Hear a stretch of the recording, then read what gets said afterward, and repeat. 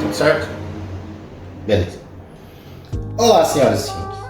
Estamos voltando com o canal depois de 1 ano e meio, 2 anos, talvez. E eu tô vindo aqui fazer esse vídeo, que vai ser um vídeo mais rápido também. O cenário ainda está sendo formado e ainda tem uns defeitos, como vocês podem... Enfim, coisas que acontecem. Mas eu já vim para falar do caso do Daniel Alves. O que vocês acharam desse caso?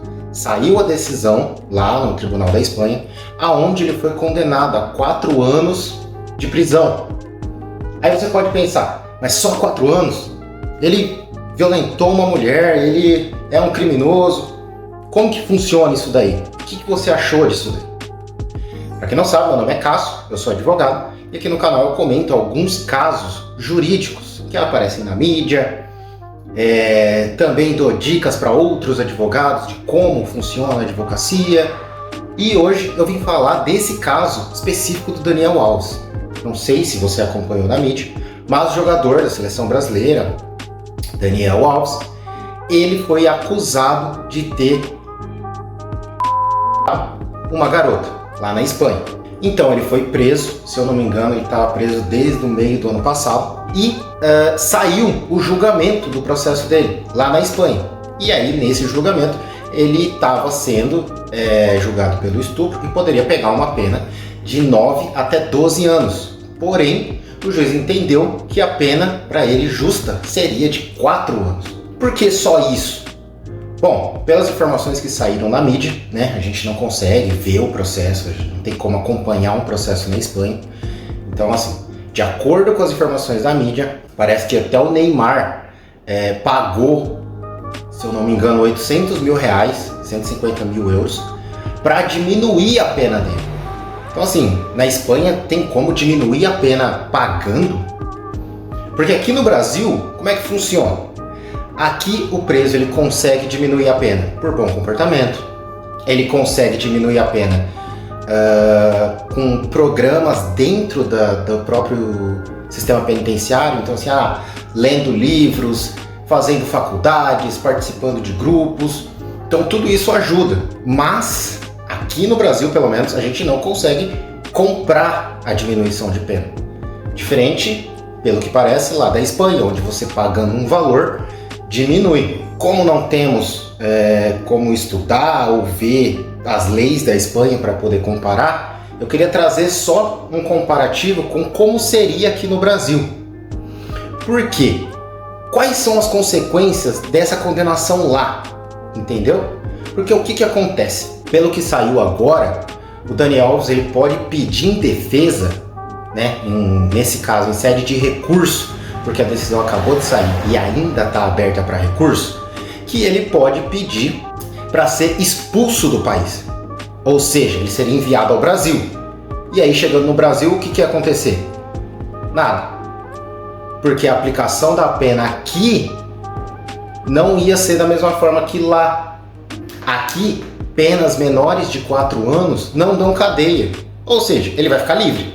Lá, ele ainda continuaria preso pelo menos esses 4 anos. Se ele vier para o Brasil, ele não fica mais preso. É como se o julgamento não tivesse servido para nada.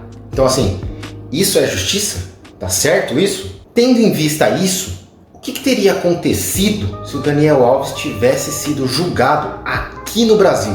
Quais são as penas para esse crime aqui no Brasil? Vamos lá. O Código Penal, ele traz o crime de no artigo 213, que é constranger alguém, mediante violência ou grave ameaça, a cometer ato libidinoso. Isso dá uma pena de 6 a 10 anos. Caso seja menor de 18 e maior de 14 anos, a pena sobe de 8 a 12 anos.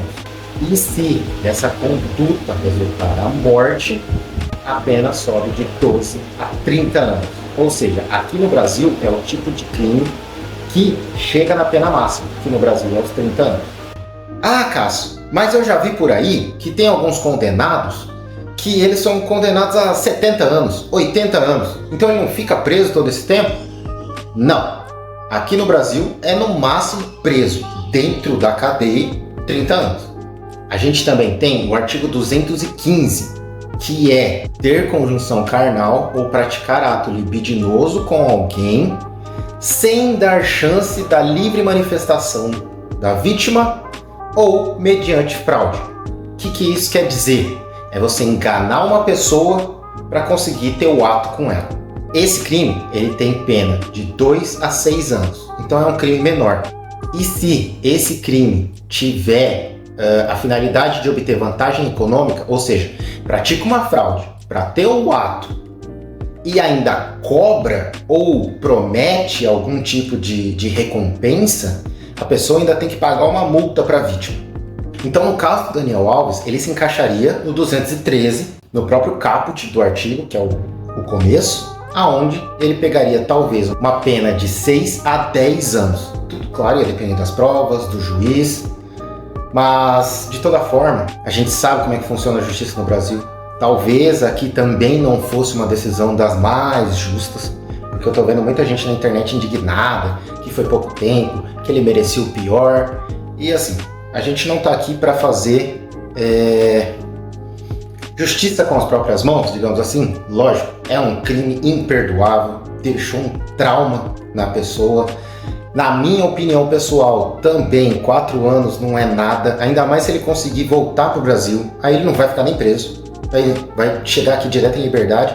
E o pior é que aqui no Brasil ele vai virar celebridade.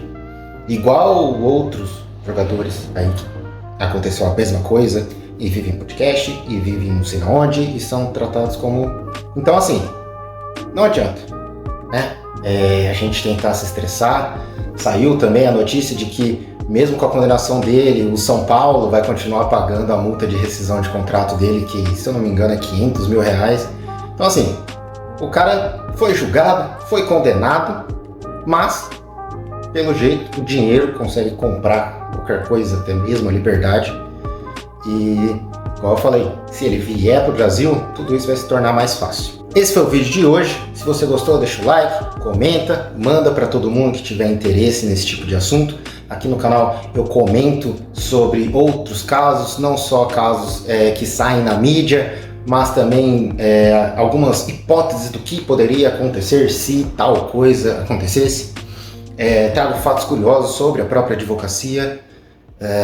Então, se você gostou, quer acompanhar, se inscreve e até semana que vem.